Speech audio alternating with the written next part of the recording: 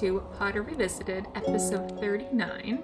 I'm Tori. And I'm Shay. Today we are covering Chapter 2 of Prisoner of Azkaban, Aunt Marge's Big Mistake. Or, as we like to call it, Inflated Ego. Yeah, so opening up with this chapter, we have Harry, describing his life with the Dursleys still, and the one thing he notes is that when Dudley returned home from school, that they got a TV to put in the kitchen because he doesn't want to move from the kitchen into the living room to watch TV. I mean, I think that only makes sense to me insofar as, they're not allowed to eat in the living room. I can totally picture Petunia as one of those, moms who, the formal living room is for company. We have to keep it clean. Those little plastic runners people used to have on their thick, fluffy carpets to, keep the, indents from, chairs and tables.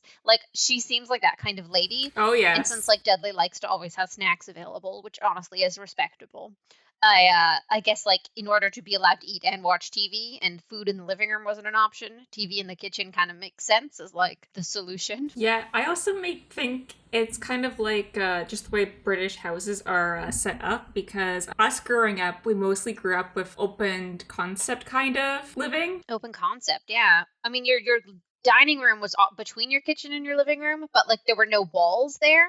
So you could still see the TV. We didn't have a lot of doors to it. Most of my house growing up was open, concept. But I think for Britain, since all of the houses are older, I think they're very much separated into, the kitchen is its own separate room, the living room is its own separate room. Everything's separated. But nowadays, everything's just kind of, all open. I can also see Petunia as, a watching the Home and Garden channel while she's cooking. I could totally see her watching, a Julia Childs or something and, following along with the recipe. Yeah.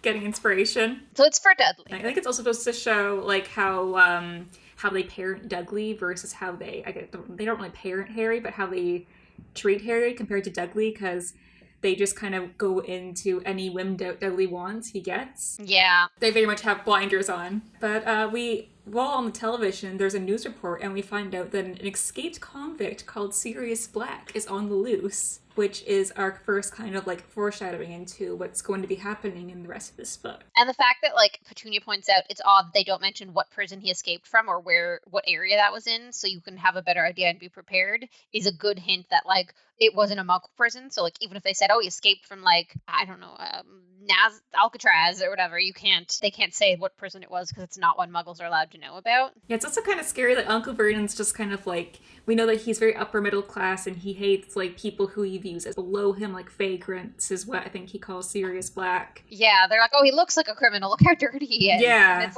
isn't that his mugshot? Who looks good in their mugshot? Most people don't. And he's we should be hanging these people, and he refers definitely, it's you get kind of reading as an adult, you kind of feel these people, he feels they are just below him and stuff. Yeah. He's an asshole. Yeah. He doesn't even have details of what Sirius's crimes are. So it's not he's we should hang these people. What if he just stole a car and sold the parts to pay for his family's medical bills? Or there are, death penalty immediately because this guy is uncleanly looking, basically is what Vernon wants. Yeah, you definitely get the impression that he just thinks that he's above these people, and he doesn't just use people and vagrants and stuff. He doesn't know what Sirius has done, only that he's he's escaped, and it's just very kind of concerning that this is how he views things. I can't even remember when hanging was abolished in Britain and stuff, but I know we don't have the death penalty here in Canada, and it's just kind of I don't know, it's a bit alarming to hear. But there's also talk about corporal punishment a lot in this chapter too, which is something we didn't experience. So yeah, just reading as an adult, just a lot of things that you kind of be oh, that's kind of concerning, just the violence in this chapter itself. Yeah. It's I sure you go to a school where they beat you a lot. What? Well, moving into the main issue in this chapter is that Vernon's sister, Aunt Marge, is coming to visit, and Harry does not have great experiences with Aunt Marge. And she comes off as this lady that is just so awful. Harry describes a few incidences the last time she came, and there was one incident where she whacked him with a cane so he'd stop playing a birthday game at Dudley's birthday party. For a Christmas one year, she gave him dog biscuits, which I think with everything kind of views that she sees Harry not as human, but like as an animal that Uncle Vernon and Aunt Petunia just have to like keep. Yeah. Like, she's just very vile. And yeah, her dog chased Harry up a tree and she kept him up there for like hours. She wouldn't bring it back. So Harry's up there till midnight when he was like 10. And it's just like, I get like, when you feel like relatives and stuff that are terrible, usually like they're kind of like, it's under a facade where they won't like outwardly treat you bad, but it's always kind of like passive aggressive or kind of like fake niceties. But she's just like actually like outwardly horrible. Yeah, and Harry talks about the difference between the way Marge treats him and the way the Dursleys treat him. Like the Dursleys hate him and just like they don't want him around. They want him to be invisible as much as possible. But like Marge shows true signs of being like a sadist. Like she wants to have Harry there so she can abuse him, so she can bully him, so she can hurt him. Also, knowing that he's helpless and there's nothing he can do to defend himself, like she seeks out and enjoys his suffering so much. Yeah, it's like a game to her, like, because like what he says is like the Dursleys don't like him, but they've kind of like made their peace with it, and like as long as he doesn't bother them, like they just put up with him, and he prefers that, which is kind of sad. But Aunt Marge just like Vernon tries to get him to like leave a couple times in this chapter, and Marge just insists that Harry's there just so she can abuse him, like in front of him, basically goading him the whole chapter. And it's really hard to read this again. Yeah, it makes me angry. Like I think there's this certain kind of bad guy that is harder to read and feels worse. And I think like with characters who do bad things, like the classic villains like Voldemort, you don't have to write a lot to say like he killed someone, that's obviously bad, or they torture people, that's bad. But when you write a character who's like psychologically bad or like bad through their like actual written like words and what they say, you sort of get more of the details of it. So it hits me a lot harder, I find. Like the type of bad guy that like an Umbridge and an Aunt Marge are is so different because you get the little details of each line they say and how it digs in and like hurts people slowly. Like the details of the things she says make her so hateable, and you get so much detail of it.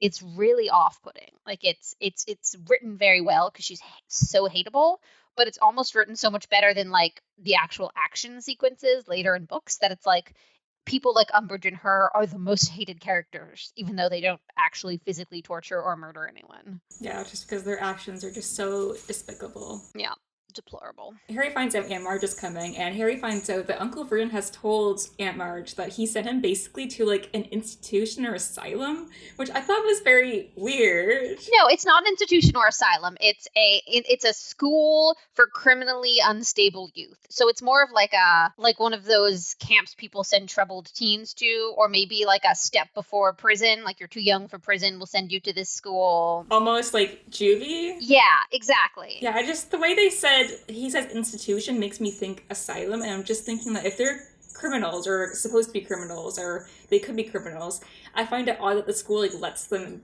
out for summer holidays. I just feel like he could have picked like a different school. I mean, now that makes sense to me because it's the answer Marge would enjoy the most. Like, clearly they like to kiss Marge's ass. They're like, okay, we have to explain why Harry's gone away. School is like a legal thing. You have to send your kids to school. So what school sounds the worst? So Marge will be the most entertained by it. And like, also they think Harry's a good-for-nothing criminal troublemaker. So like, it's the school they would probably want to send him to if he wasn't at Hogwarts. So it makes sense. And I can see it as a thing. Like, during the year, a lot of people, like, in shows and books threaten to send their kids to boarding school. So this is just like a one-up boarding school where, like, instead of, like, getting to ride horses as a recreational activity, you get mercilessly abused, you know? Almost like a military school, I think, is always like the threat in movies. Yeah, like those awful reform schools that like Dr. Phil always tries to send troubled teens to, where they just like abuse you mercilessly. Yeah, psychologically abuse you. Yeah. But Harry has this idea to blackmail Uncle Vernon. Into signing his Hogsmeade letter, yeah. Harry's smarter. He'd be just like, the Dursleys are never going to sign this. I should just forge his signature and be done with it. Yeah, but at least there's a little bit of the Slytherin in him that you can see in this moment where he's like, this is going to be terrible, but they want something from me. How often do they want something from me? This is one of my only opportunities to try and get something I want from them. Yeah, so this is kind of where we see Harry kind of like taking advantage of what the Dursleys want and like using it to his advantage. Yeah, I think he could have been smarter about it, for sure, like you said, forging it. But I almost think like Harry should have like kept the permission slip with him and intentionally made it look like he was trying to hide it in a way that Dudley would see, and Dudley would bring attention to it, and then they would ask, and he could word it like, oh, going into town is one of the weekend punishments they consider, like detention at my school. So, like, if you're really, really bad, they make you go to town on the weekends and, like, do manual labor at the local shops. Like, he should have, like, made it sound like it was, like, a punishment to go into town or an unpleasant experience, and they would have been way more likely to sign it happily. Yeah. He just doesn't, I mean, he manipulated mildly, but he should have manipulated more. He should have leaned harder into the manipulation and lies to get what he wants. Aunt Marge is condoning corporal punishment in this. She kind of talks about just, like, people that she views Harry as just being just, like, deviant miscreants, and that... And how much she hopes they get beat at school. Yeah, and they should be beaten more, and that she tells Petunia to write to the school to tell them to, like, they can beat him more than what is usual at these schools. And it's just, like, the violence in this chapter is very disturbing. Yeah, it's kind of a lot. Yeah, Harry ends up losing control a little bit in this scene, and we see that he causes Aunt Marge to break her wine goblet. Yeah, he does. He has 3 sort of separate instances of using magic and breaking the underage restriction in this chapter. It's the wine glass, it's the actual Marge incident, and then also he magically opens the closet door. Yeah. And it's just like, it's interesting the order they happen in, kind of. Like, he does the wine glass, and technically, like, that's already a crime. And then I feel like since he's done that, it's like, he doesn't consciously blow her up, but, like, he's like, oh, well, I could already be going to jail. It could all be over already, so I might as well do what needs to be done. And then he just uses it for basic things like opening doors. I'm just wondering, because this is the first time we see Harry lose control while he knows that he's a wizard and actively studying magic. Because before with Dudley and the snake, like, that was still, like, early magic that he wasn't really aware of. Yeah. But now he's definitely aware of the magic. So I'm wondering if are students aware this can happen? Is, like, Harry kind of just, like, aware he's losing control and causing something to happen? Or is it very unconscious? I don't think it was conscious to blow her up. I think it was just, like, he wanted it so badly that it sort of happened. Like, in his mind, he was probably, like, hearing her and being angry. And it just, like, was probably almost entirely, like, his subconscious wanted something bad to her, his conscious wanted something bad to her, and like, he wasn't able to, like, say no to himself because he truly wanted it. But I think it's interesting because it's actually, like, pretty impressive magic. Like, we learn later on that, like, wandless magic is a thing, and we learn that, like, quiet magic, we don't say the incantation, is a thing. But he somehow manages to do both of those things without ever having learned a spell that does this. So he doesn't even know what the wand movement would have been. He doesn't even know what the verbal incantation would have been, and he just makes it happen. And I wonder if this is, like, supposed to be a spell he, like, read about somewhere or heard about before and subconsciously did, or if this is, like, the root of all magic is, like, just wanting something so badly and making it happen. And, like, this is how spells are created in moments of emotion. Like, if all spells started as someone just wanting it so badly it happened, and then they assigned the wand movement. Well, I just feel like magic in children, I think, is supposed to be very, like, powerful because it's kind of unchanneled, and, like, that's why they go to school to, like, properly channel it properly so bad things don't happen, which is kind of what Dumbledore says happens to his sister, is the fact that, like, because she was traumatized at a young age and she wasn't able to learn how to channel her magic properly, that she had, like, just very big bursts of magic that was very, like, dangerous. And that's why I was thinking when Harry does all these magic, like, it feels like it's very powerful and intense magic. Like, the cupboard bursts open for him, which seems kind of intentional, and Aunt Marge blowing up, those are, like, feel like really big, powerful things. Yeah. So yeah, it's definitely interesting to see, like, how the magic is channeled and, like, how he seems to have, like, this very powerful magic, and it's not just, like, all children or, like, young wizards have a lot of, like, just intense magic, and it kind of channels out as they get older and they train, or if it's just because Harry is just very powerful. So the moment where Harry truly loses it. So in this book, Harry lasts a bit longer, puts up with Marge a bit more than he does in the movie. So, like, in the movie, the moment Aunt Marge refers to dog breeding and sort of uses that as an excuse to refer to Harry's mother as a bitch, that's when Harry blows up, which totally makes sense to me in the movies. But, like, he gets through that really well in the book. Like, that's not when he blows up. He blows up later when they're talking more about his father and, like, whether or not he was employed and stuff. And I think that's interesting because I feel like maybe I'm a bit biased, but I think I like Lily more and I find her more of a sympathetic character. So I get more frustrated by the, like, his mother being called a bitch than his father being called a ne'er-do-well. I don't know if Harry quite catches on to that, because I'm like, I caught on to kitsch, because, like, bitch is another word for, like, dog, and it's something like dog breeding, so I don't think it's not really directed to his parents. It's just, she's basically just saying that there's something wrong with him and it's due to his parents. But that's the comparison, what she's saying, right? She's saying, of course, there's something wrong with Harry. It's just like dog breeding. If there's something wrong with the bitch, then there's something wrong with the pup. So she's both saying Harry's got something wrong with him because his mother's got something wrong with him, but also referring to her as a bitch, which is like, she knew what it meant, and I think he knew what it meant too, because even in the UK, it's a pretty common swear word. But I also think too that like this book is a lot about James and James's backstory, and we know that Harry idolizes his father, and this is kind of the book where it kind of like really cements like how much Harry just really wants to know more about his dad. Yeah. But it's kind of interesting that they're like, oh, he didn't work. I'm just wondering what the Dursleys would have known or thought if they knew that James was like super wealthy, that like he didn't need to work. Well, I'm sure I didn't know him well enough to know any of that. And also, they don't know that Harry's got money either, because I'm sure if they knew, they'd find some way to convert Harry's money into Muggle money and spend it, right? But what I find hard in this chapter is that I don't find like the character of Marge very believable as a villain, I guess. Like, I feel like we don't know her backstory, but she's just a bad person, and she doesn't say things that can even, like, most of the time, you can sort of put yourself in a bad guy's shoes and, like, think, like, this is why they think they're the good guy. Like, this is what they think they're doing. This is the problem they think they're solving. And even if it's completely wrong, you're like, okay, but this is what they're thinking. But, like, Marge isn't getting anything out of this. She's literally just, like, openly, hostilely abusing an orphan child for fun. And it's entirely psychological torture.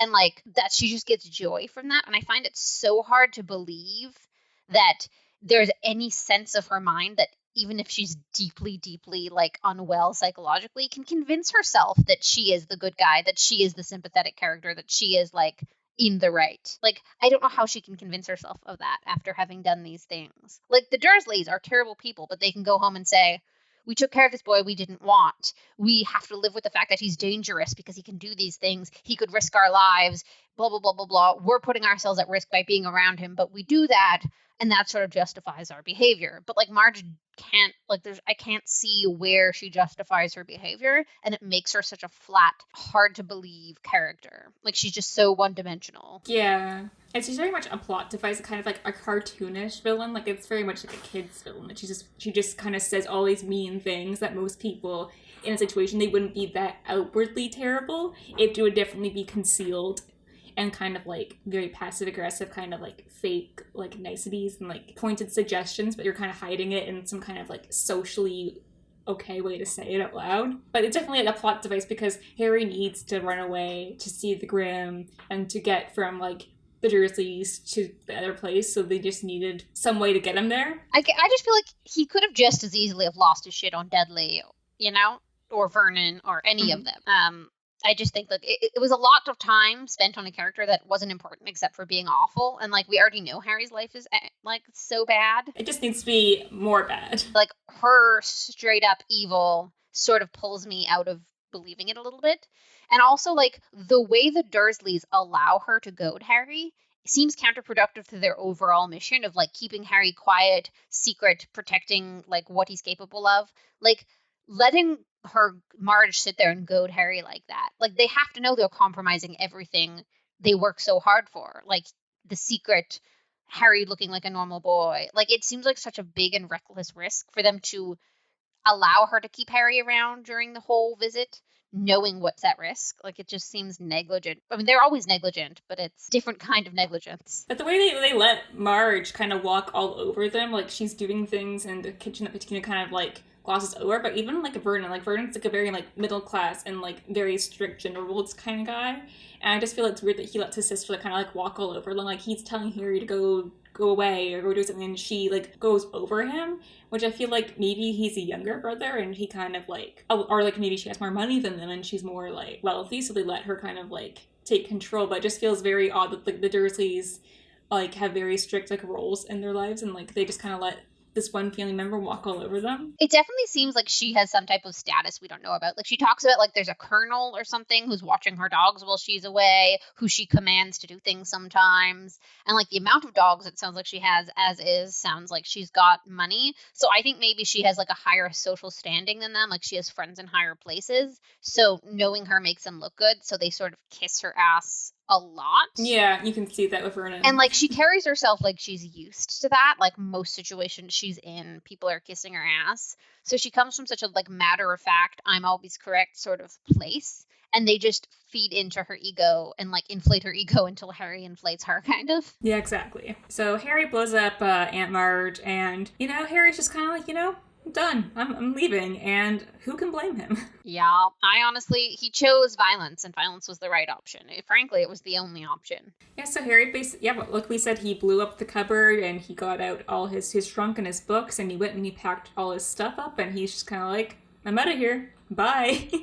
I kind of wonder how he hasn't done it sooner. Like, they don't actually take care of him. So it's not like he's personally getting anything out of being there. Like, yes, Dumbledore says you have to go home and stay with them. But, like, he has boatloads of money. Why doesn't he just, like, go take out some money from the bank and stay in a hotel all summer? Like, bye, what are you guys going to do about it, you know? Like, Harry just kind of listens to Dumbledore because we know he's, like, very much like, oh, he has to go there and stay there. But I just feel at this point, like, Dumbledore should have seen this coming. Like, he knows the Dursleys abuse and mistreat Harry. So I feel like this has just been, like, boiling up for, like, years. Yeah. And then just like this one bad thing happens, and Harry's like, you know what? I don't need this. Harry's a teenager now. Well, Harry thinks he's running from the law.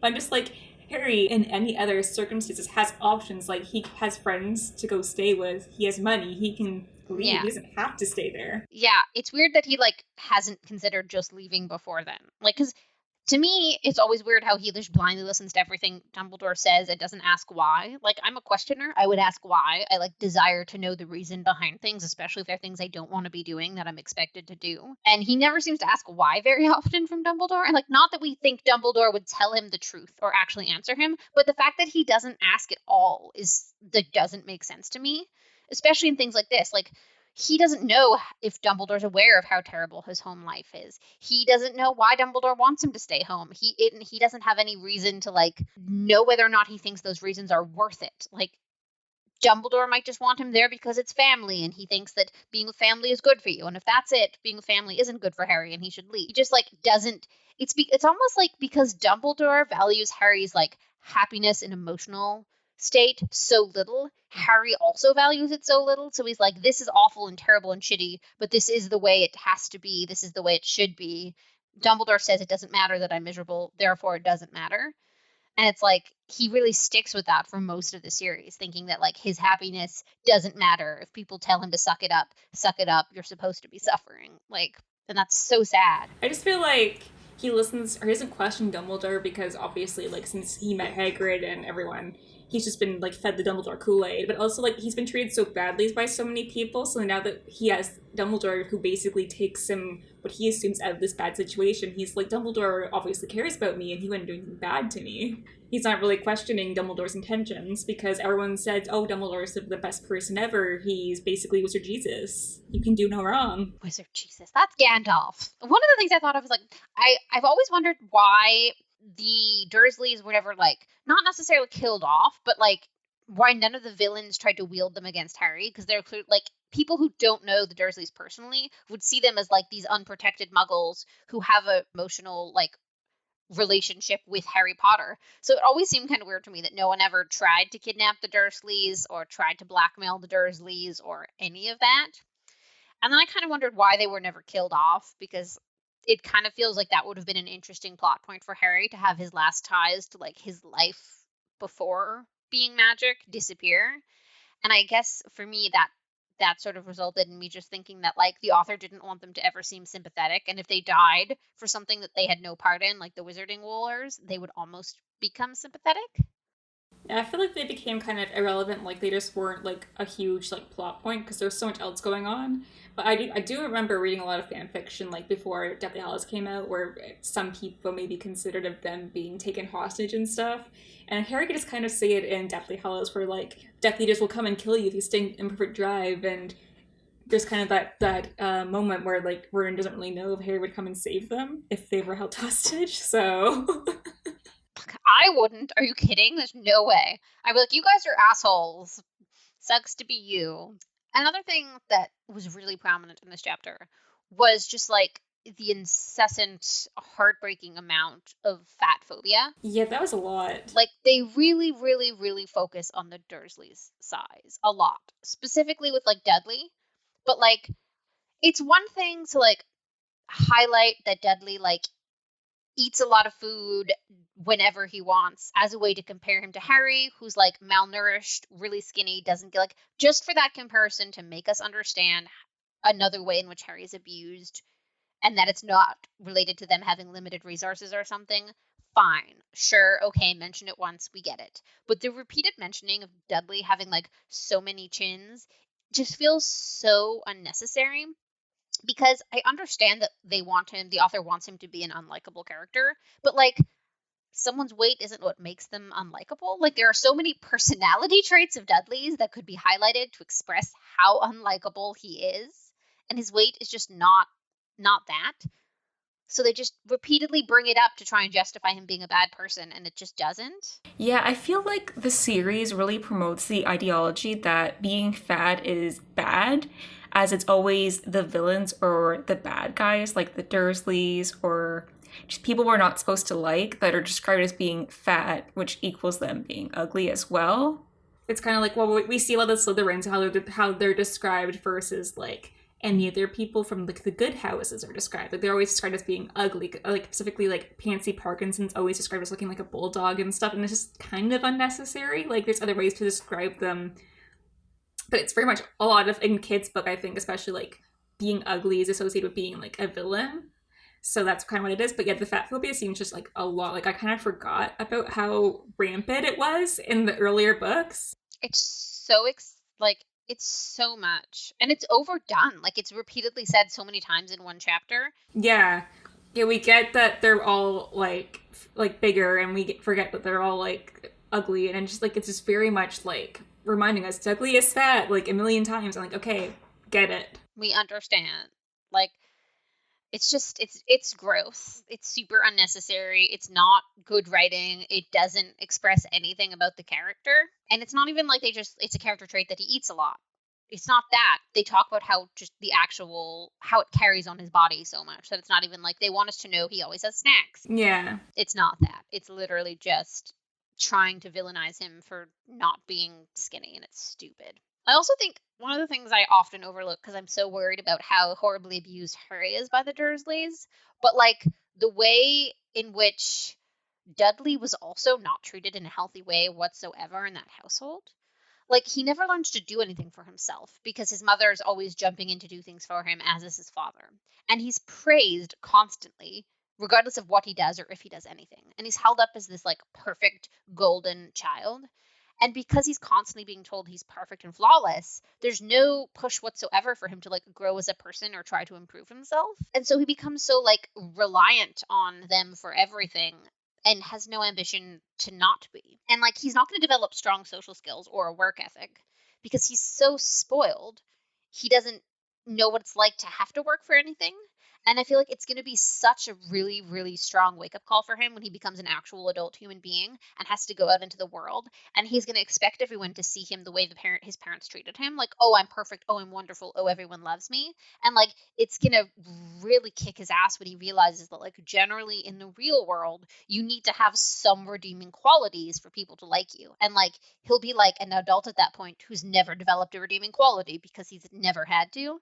And like, he's gonna have a lot of like long-term social issues because of his parents. Yeah, it takes a while to catch up too. Like you see that a lot of people that have really sheltered upbringings, or like very like helicopter parents, if you will, that like they go away to university or they go out into the working world and they're just so unprepared for adult life. Yeah, it takes a long time to like catch up on what everyone else has already like known for the last few years.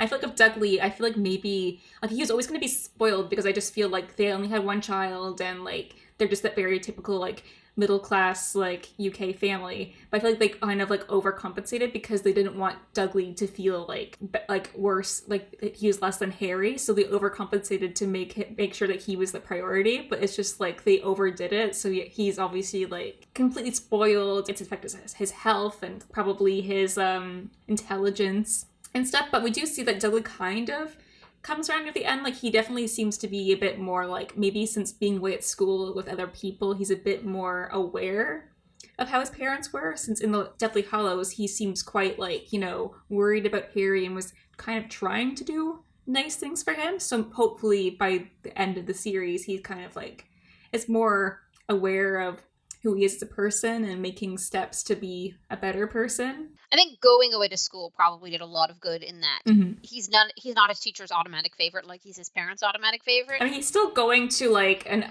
upper class school, so he's still... Yeah, he's going to an upper class school, but there are other upper class kids there. He's not going to be the automatic favorite of anyone. He's going to have to like earn things there. Yeah. You know, because I'm sure if it's a fancier boarding school, he's not the richest one there. They're just like an upper middle class family. So there's going to be people who have more of everything he has that he knows of to offer. So he's going to have to at some point learn to develop some sense of skills or personality traits or like have something to offer, because that's sort of him being pushed into the real world and him realizing that like you got to have something to offer people if they're going to want to be around you. You know, whether that be just being good or interesting or smart or helpful, and he was none of those things previously. Mm-hmm. Dursley sure know how to abuse children. It's like two opposite ends of the bad parenting scale. Yeah, honestly. How not to parent. Yeah, just don't do anything they do. Do you have any closing remarks for this chapter? My closing remarks are, besides flexing that the author can write intolerably verbally abusive characters, I don't know what the point of Aunt Marge was. It could have just as easily have been something Dudley said. So I just don't entirely understand why they bothered spending a whole chapter on her, kind of, when we already have backstory about the other Dursleys, and it could have been one of them. Maybe it's just because there's so many things I like in Harry Potter that I would have liked more of, and it's such a like loss of a chapter, kind of. Like I'm like, okay, yes, another person to abuse Harry. I don't know. I feel like they could have skipped all of her. I do wonder if like Aunt Marge was kind of like the beginnings of developing Umbridge, because this is like very early on in the series. And so yeah, she doesn't feel very developed, but we know that Umbridge is probably like one of like the best villains because she's so awful. She's so awful. And Marge is awful in a similar way. I think like with this amount of time spent on one character who never shows up again and isn't really prevalent again, I feel like maybe the author intended for her to come back again and like have a more significant, like show up again, and we'd be like, oh, her again, oh no. And then just didn't. Yeah, but I'm just very excited to see Harry's like running away and escaping the law as he thinks. I'm ready for the night bus. Yeah, I'm very excited for the night bus. I love Harry just like, you know, thinking he's a criminal on the run. It's very funny. Yeah, he's like, I've done the worst thing imaginable. And he's not talking about blowing up Marge, it's just a wine glass. He's like, that was their good crystal. Yep, he's gonna run away because he thinks he's an outlaw, which is really funny compared to like Sirius, who is actually an outlaw. That's like Harry Potter, like criminal, 13 years old, off with his head. Thanks for listening to the episode of Pod Revisited, and we'll be back next time to discuss Chapter 3 of Prisoner of Azkaban, The Night Bus. Love it. Can't wait. Don't forget to listen where you listen, and download if you download, and like if you like it, and if you'd like to comment and tell us we're terrible at what we do. Yeah, we're on social media at Pod Revisited, and you can also email us at podrevisitedpodcast@gmail.com for any theories or thoughts or things you want us to talk about for Prisoner of Azkaban, and we'll be back next time. Bye!